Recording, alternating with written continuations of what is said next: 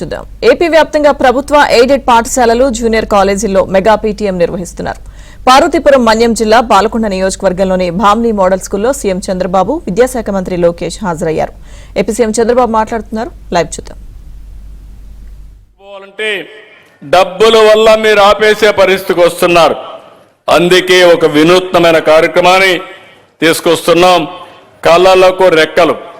మీ aspiration తీర్చడానికి ఒక్క పైసా మీరు గ్యారంటీ ఇచ్చే పని లేకుండా పావలా వడ్డీతో ఎంత డబ్బులు కావాలని ఇప్పించి మీరు అనుకున్న చదువుకునేట్టుగా చేసే బాధ్యత మేము తీసుకుంటామని చెప్పి నేను మీకు తెలియజేస్తున్నా. దానివల్ల మీరు చదువుకొని ఉద్యోగం వచ్చిన తర్వాత వచ్చిన ఆదాయంతో మీరు ఆ డబ్బులు తిరిగి పే చేసుకునే అవకాశం కూడా వస్తుంది. మీ ఆస్పిరేషన్స్ని, మీ కోరికల్ని మీరు చంపుకోవాల్సిన అవసరం లేదు. మీకు శక్తి ఉంది, సమర్థత ఉంది. కానీ ఆ నాలెడ్జ్ కానీ సరైన సమయంలో వస్తే మీ జీవితాలు ఇంకొక లెవెల్కి వెళ్తాయి. అది కూడా చేస్తామని చెప్పి కూడా నేను మీకు తెలియజేస్తున్నా. ఇంకొక విషయం ఇక్కడ చూస్తే పిల్లలు నేను చూశాను, చాలా బ్యూటిఫుల్గా చేశారు. నిజ జీవితంలో ఇది మీరు చేయాల్సిన అవసరం ఉంది. ఎప్పటి నుంచో మేము ఆలోచిస్తున్నాం. డాక్రా సంఘాలు పెట్టాం, ఉద్యోగాల్లో కాలేజీల్లో రిజర్వేషన్లు తీసుకొచ్చాం. ఈరోజు ఎక్కడికి చూసినా చాలా వరకు సమర్థవంతంగా ముందుకు పోతున్నారు. కానీ ఇంకా కూడా సమర్థవంతంగా ముందుకు పోవాలి. అవసరమైతే నేను ఈరోజు అనిపించింది, ఈరోజు ఎస్సీ ఎస్టీ అట్రాసిటీ యాక్ట్లు తీసుకొచ్చాం, చట్ట భద్రత కల్పించాం. భవిష్యత్తులో ఆడవాళ్ళని హీనంగా మాట్లాడే మాటలు కానీ హింసించే బాధ్యత ఎవరన్నా తీసుకుంటే ఒక ప్రత్యేకమైన చట్టం తీసుకొచ్చి ఆడబిడ్డలకు భద్రత కల్పించే బాధ్యత, భరోసా ఇచ్చే బాధ్యత ఈ ప్రభుత్వం తీసుకుంటాం. జెండర్ ఈక్విటీ ఉండాల,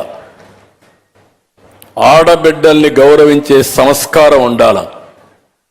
నేను ఎన్నోసార్లు చెప్పాను, ఎవరైనా ఆడబిడ్డల జోలుకొస్తే అదే చివరి రోజు అవుతుందని చాలా హెచ్చరించాను.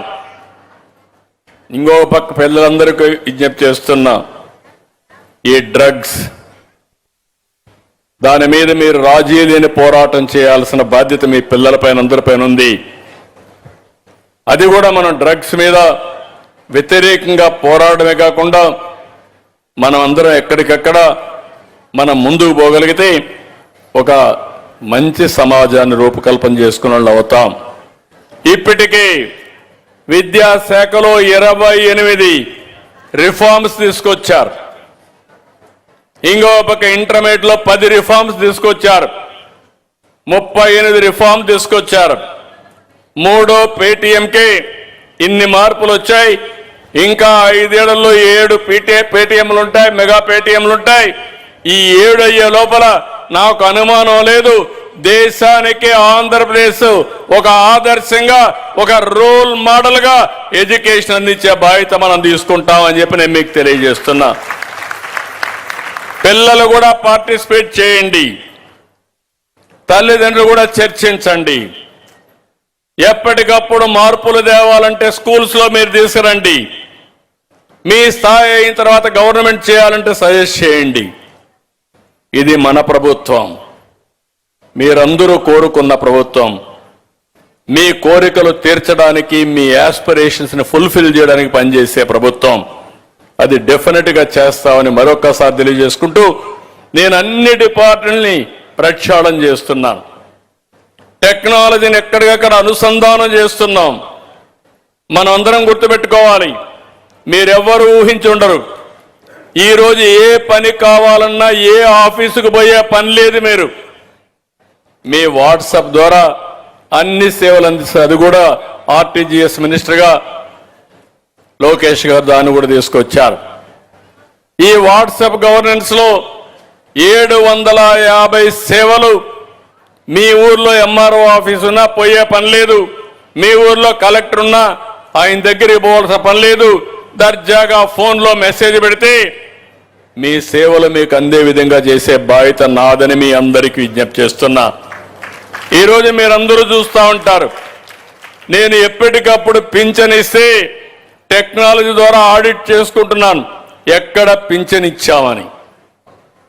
అదే సమయంలో పింఛన్ ఇచ్చిన తర్వాత మళ్ళీ మీకు ఒక మెసేజ్ పంపిస్తున్నాను, మీ పింఛన్ సక్రమంగా అందిందా, ఏమైనా డబ్బులు అడిగారా, లేకుంటే ఏమన్నా మిమ్మల్ని అవమానించే విధంగా మాట్లాడారని చెప్పి అడుగుతున్నాను. వస్తున్నాయా లేదా నా ఫోన్లని మిమ్మల్ని అడుగుతున్నా. వస్తున్నాయని జైలుపై కత్తండి. ఎప్పటికప్పుడు పంపిస్తున్నాం. ఇంకా కొంతమంది ఫోన్లు సరిగా వాడడం లేదు, మీకు ట్రైనింగ్ కూడా ఇవ్వాలి. అందుకే గ్రామాల్లో ఉండి స్వర్ణ గ్రామాల ఆలయాలు ఉన్నాయి, కార్యాలయాలు ఉన్నాయి, వాళ్ళందరినీ ఈ పనికే పెడతా, మీ అందరిలో ట్రైనింగ్ ఇప్పిస్తా. భవిష్యత్తులో మీ సెల్ ఫోనే మీకు ఆయుధం, ఏది కావాలన్నా దర్జాగా చేసుకునే విధంగా మిమ్మల్ని ఎంపవర్ చేసే బాధ్యత మాదని మరొక్కసారి మీ అందరికీ విజ్ఞప్తి చేస్తూ, ఈరోజు 3వ మెగా పీటీఎం చాలా బాగా జరిగింది, చాలా తృప్తినిచ్చింది, నమ్మకాన్ని ఇచ్చింది. ఈరోజు అందరం కూడా భాగస్వాములయ్యాం. నేను ఈరోజు మీరు చూస్తే మేము ఒకటే ఆలోచించాం, ఈ రాష్ట్రాన్ని బాగు చేయాలి, ఈ సమాజాన్ని ఆదుకోవాలి, మళ్ళీ రాష్ట్రాన్ని పునర్నిర్మాణం చేయడమే కాకుండా భవిష్యత్తులో తిరుగులేని శక్తిగా ఆంధ్రప్రదేశ్ రాష్ట్రాన్ని తయారు చేయాలని నేను కానీ, పవన్ కళ్యాణ్ గారు కానీ, బీజేపీ నరేంద్ర మోడీ గారు కానీ మేము ఒక సంకల్పంతో ముందుకు పోతున్నాం. ఇప్పటికే ఫలితాలు మీరు చూశారు. మీరు సహకరిస్తే ఇంకా మెరుగైన ఫలితాలు వస్తాయి. అన్ని వ్యవస్థలను ప్రక్షాళన చేస్తాం, సమర్థవంతంగా పనిచేపిస్తాం. అన్ని విషయాల్లో మీరు ఎక్కడికక్కడ మెరుగైన జీవన ప్రమాణాలు ఇచ్చే బాధ్యత మేము తీసుకుంటామని మరొక్కసారి హామీ ఇస్తూ ఈ మీటింగ్కి వచ్చిన మిమ్మల్ని అందరినీ పేరు పేరున మనస్ఫూర్తిగా అభినందిస్తూ అందరికీ ధన్యవాదాలు. జై హింద్, జై భారత్, జై తెలుగు తల్లి.